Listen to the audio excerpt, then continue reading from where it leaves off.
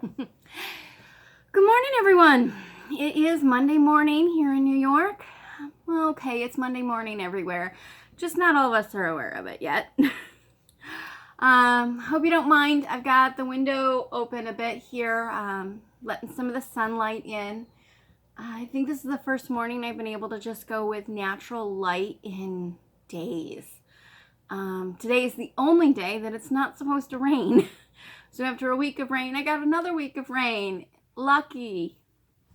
I apologize. I get really cranky over endless days of rain. I don't mind a really pretty rainstorm or nice thunderstorm here and there. But when it's day upon day of rain, especially in the current circumstance, I get cranky. And I'm sure some of you understand that. So, as an update, my goal yesterday for the doll was to draw the body and put the basic parts together, and I told myself I was going to stop, and I did for a little while. Then I worked on a hat, and I finished the hat, and then I went back to the doll body. And so Dolly has a body and she has hands and feet. She's got elbows. I didn't give her knees yet. I may still give her knees. At one point I did oops, and her feet were different lengths, so I shortened the one leg, and now they're still a little off. They're not perfect. So here she is. Here's her little hands, little feet with little toes. Can you see your toes? All right. And then the next, usually I tighten in her waist. But I got her together and realized, no, I'm okay with her waist shaping. So I didn't bring anything together there. I didn't even bring in together much in her back. Normally I have special tapes that I use to attach the heads. But for the life of me, I can't remember where I put that. I don't know if I've even seen it in a while. Like I would have used it for Bonnie and for Violet, but yeah, I don't remember where I put it. So yeah, yesterday I was lazy and just used the cotton sateen that was out.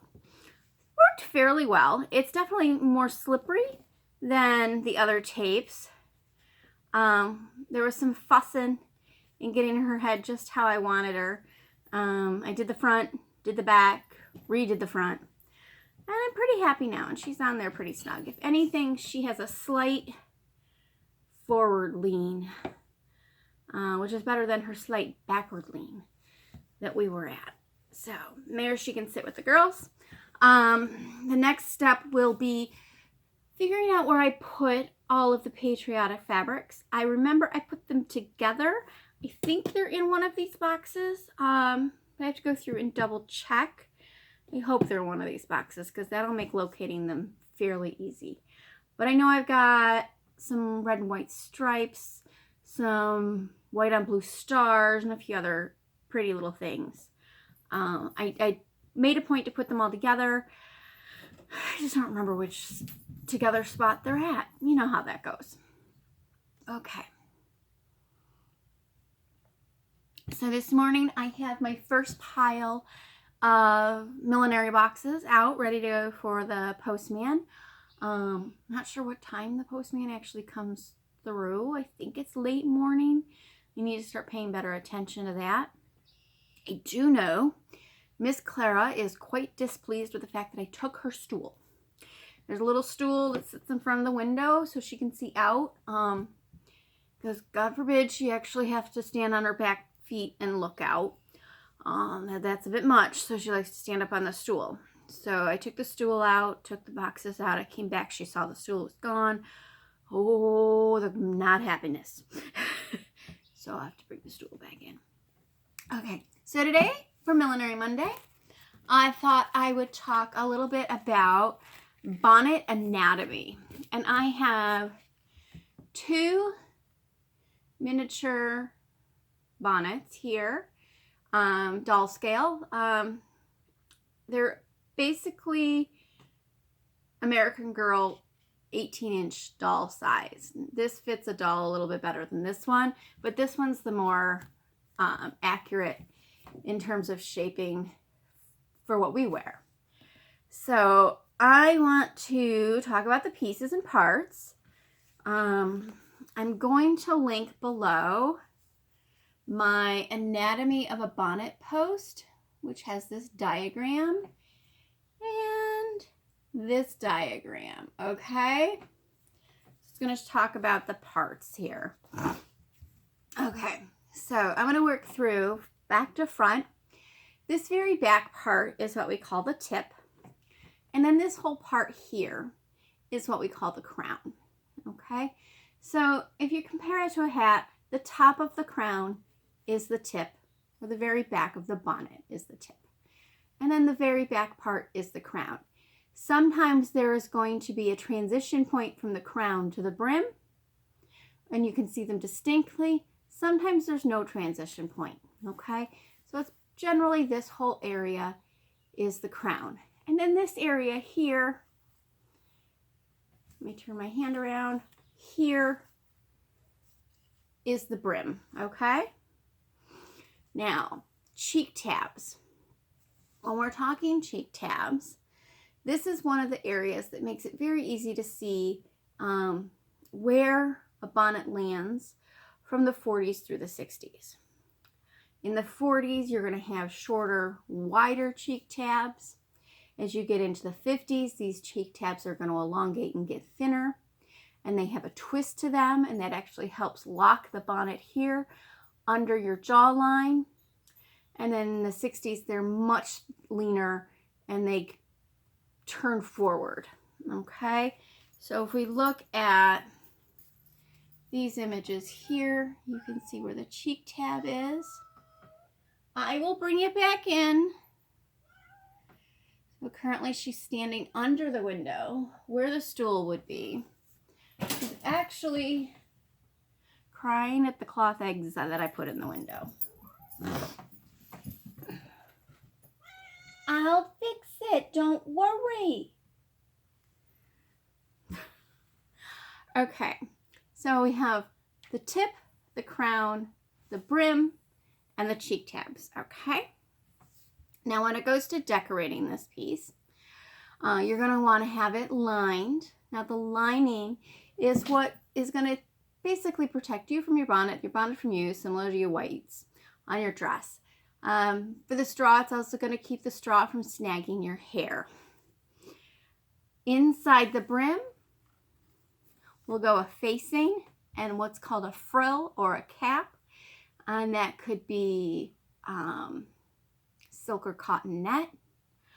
Sometimes you see lace, sometimes you see organza. Now the back is where you're going to see your curtain or your bevelet. Most frequently that's going to be on the bias. That helps your bevelet kind of fly.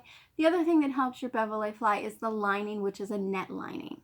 Okay, now that component is really important because almost every original bonnet out there has a lining. Okay, and it keeps it from being slouchy.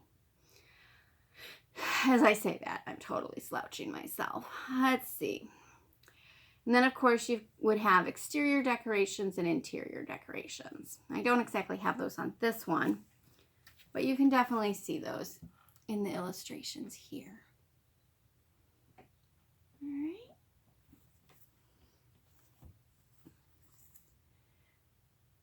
Let's see if that, it's kind of hard to figure out how to hold this. Now, most bonnets are wired. I cover my wire, and that's for a modern aesthetic and safety aspect. Period bonnets do not have the wire always covered. It's just stitched down and you can often see it. I just don't trust people not to stab themselves with it, so I do cover my wire. So that's one of the very few differences between an original piece and what I try to do.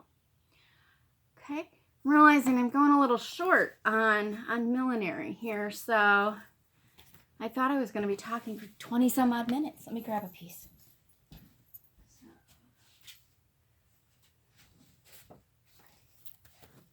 there's that one. And there's these. So let's talk about the most popular hat shapes. All right. So the absolute most popular hat shape is this one here. Now this is a shallow crown. Here's that tip again. Notice that it's oval. Shallow crown, and then a not very wide brim, okay? This crown is at best a thumb's depth, just a couple inches, not very high. The circumference of the crown is smaller than most modern hats. They're gonna sit much higher on the head, okay? I would show you, but this hat's actually too big for my smaller head. You can see you have the very distinct curve going on there. That shaping is very important to fashion pieces for the Civil War era. Okay, so this is one of the most popular styles out there.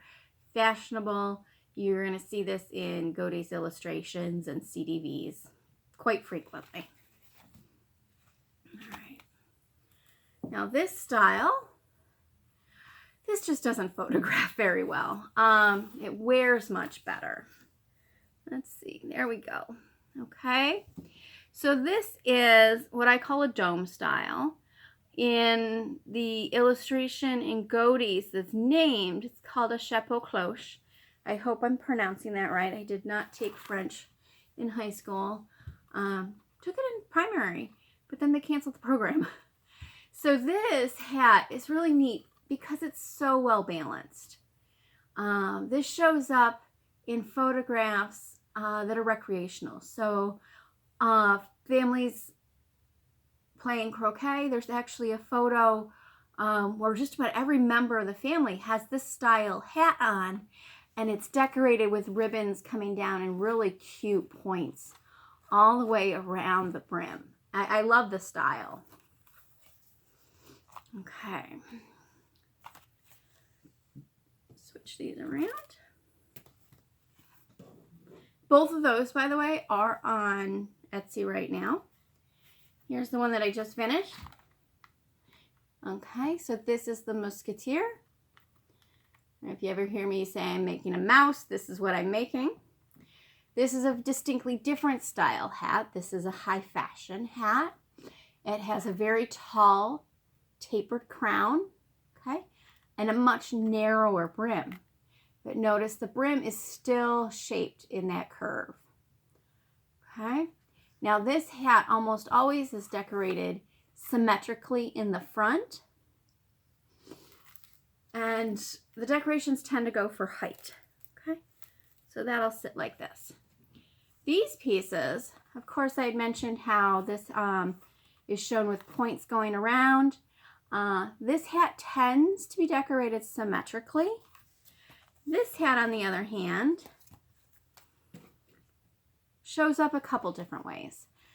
Most often you see it symmetrically decorated in the front. Occasionally you see it simply with a ribbon decoration in the back. But you also see it decorated asymmetrically, possibly with or without a ribbon, and then a plume or folds of ribbon or flowers off to one side. Okay. All right, so there's some basic hats. The tapered crown and the dome are in Etsy at the moment. The Musketeer will get there probably today, if not tomorrow. Yeah, time kind of blurs together. I'll add the link for the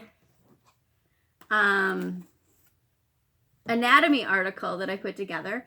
That'll have the 2 illustrations and more explanations of the descriptions of the parts. What did I forget? I guess that's it today. I will go and find the red, white, and blue fabrics for the new doll. And in the meantime, she might get some petticoats. I think I want to get her a chemise. She does have a steep transition here. I should have scooshed her up a little bit better. But I want to have a better transition there. Or I can move her shoulders up. To be determined what I'm going to do there. Okay. And everybody have a wonderful Monday, okay? Bye-bye.